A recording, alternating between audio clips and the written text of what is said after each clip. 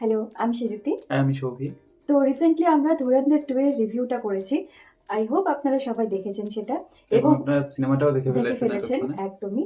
এবং যাই হোক নেক্সট এখন কিছু ধুরন্ধরের যে ঝড় চলছে তাতে রিসেন্টলি আর নতুন কোনো মুভি দেখার মনে হয় না ইচ্ছে করবে বা আসবেও মুভি।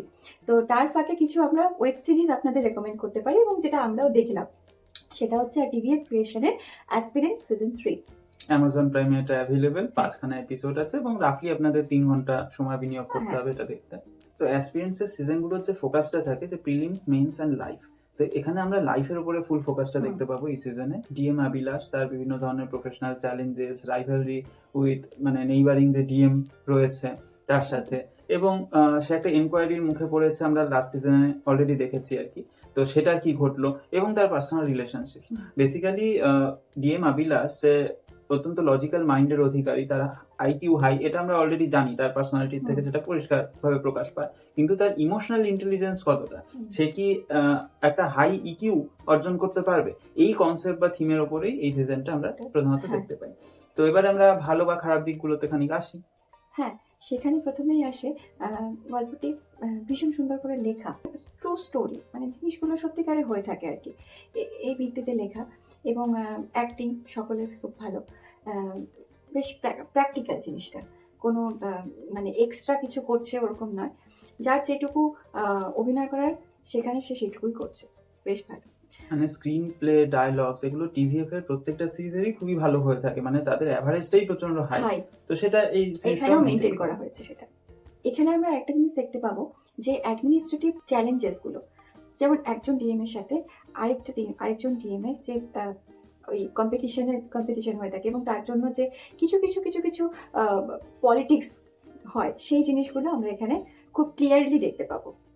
ভূমি অধিগ্রহণ, তারপর ইথানল ব্লেন্ডিং, এগুলো কিছু সেগুলো প্র্যাকটিক্যাল হ্যাঁ ঘটনা যেগুলো দেখা হয়েই যাবে থাকে এখানে। অ্যাডমিনিস্ট্রেশন লেভেলে, সেইগুলোতে ডিএম আবিলাস কিভাবে রিয়াক্ট করছেন, হ্যাঁ, কিছু চ্যালেঞ্জেস, সেগুলো আমরা দেখতে পাই। এগুলো খুব মানে হয়েই থাকে এগুলো, সেগুলো এখানে তুলে ধরা হচ্ছে।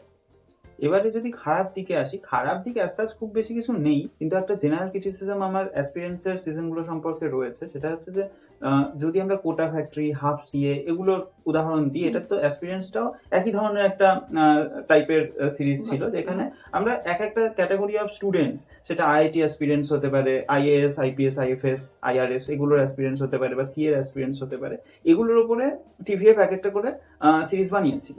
তো অ্যাসপিরেন্টসের যে সিজন 1টা ছিল সেটা কিন্তু অনেক বেশি ফোকাসে এনেছিল যে যারা অ্যাকচুয়ালি এই ইয়েগুলো পরীক্ষাগুলো, গভর্নমেন্ট জবগুলো পাওয়ার জন্য চেষ্টা করছে সারাদিন, তারা কি ধরনের চ্যালেঞ্জেস ফেস করছে, এই বিষয়টার উপরে স্ট্রেস অনেক বেশি ছিল। হ্যাঁ, এবার সেখানে আমরা অলরেডি দেখতে পাই যে আবিলাস 4খানা অ্যাটেম্প দিয়েছে, সেগুলো ফেল করেছে, এবং এরপরে তারপরে অ্যাটেম্পটের সংখ্যা 4 থেকে বাড়িয়ে 6 করে দেওয়া হয় এবং তাতে আবিলাস পেয়ে যায়। এই ঘটনা অবধি কিন্তু সিজন 1এই অলরেডি দেখিয়ে দেওয়া হয়েছে।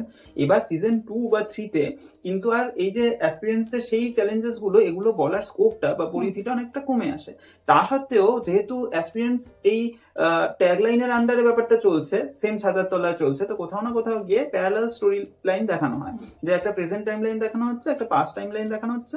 সিজন 2তে পাস্ট টাইম লাইনে দেখানো হচ্ছে যে সে ফিফথ একটা অ্যাটেম্প দেয় এবং তাতে আইআরএস ক্র্যাক করে, এবং সিজন 3তে গিয়ে দেখানো হচ্ছে যে আবার একটা সিক্সথ অ্যাটেম্প দেয় এবং কিছুটা তার র্যাঙ্ক ইমপ্রুভ করার চেষ্টা করে এবং ইভেনচুয়ালি সে আইএএস ক্র্যাক করে আবিলাস। এবার এর ফলে কি হচ্ছে যে অ্যাসপিরেন্টসের যে মূল থিমটা ছিল, যেটা দিয়ে সিজন 1টা শুরু হয়েছিল, সেটা কিন্তু এখানে অনেক ন্যারো হয়ে গিয়েছে আর কি, এবং প্র্যাকটিক্যাল অ্যাডমিনিস্ট্রেটিভ যে চ্যালেঞ্জেস গুলো, সেইগুলোর দিকে ফোকাসটা চলে গিয়েছে।